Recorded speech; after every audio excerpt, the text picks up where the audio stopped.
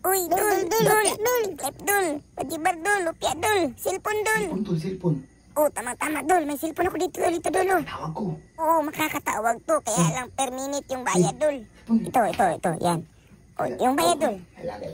Dul, bayad mo na dul, bago tawag dul. Basta per minute yung bayad ha. Wala yung babae ay. Kanina lang, bandang alas 12, pero ngayon wala na. Hindi na sila bumaba dul. Tawagan ako kung mayab sa gawas. Bumaba.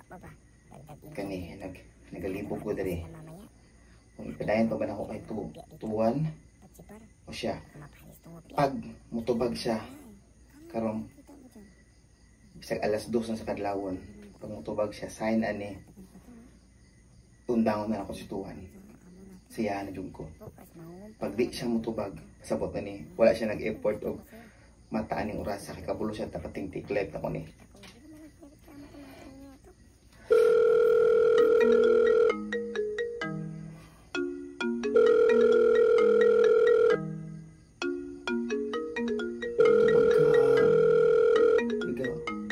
Sign.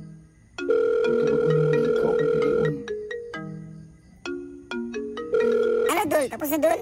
Bayad ka na dul? Dali lang. Laki-laki talaga ito mababayaran niya mamaya. Di ba yung kusimuhaan yung kurasa kong mag-tiklip? Di ba yung tubagon? Wala yun din ko muna miss. Last. Dul, ano wala pa rin dul? Kahit miss call lang dul ha, babayaran mo pa rin yan dul. Grabe po oy. Wala ka na magagawa dul, negosyo to dul. Ito katawag, bayad na yun. Yung battery niyan, sinacharge yan. Last chance na yun eh. Pag di ka mo tubag, sorry na yun kayo sa gawas.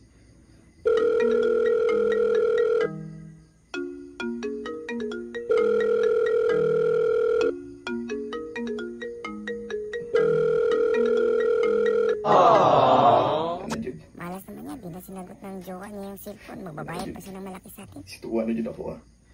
Pasensya dyan kayo. Pag tinamaan ka talaga ng malas, no? Baka may jowa na yung jowa niya sa labas. Mono dyan ako, hirap nga i-assign. Sorry dyan. Hindi na dyan di ko nimulab.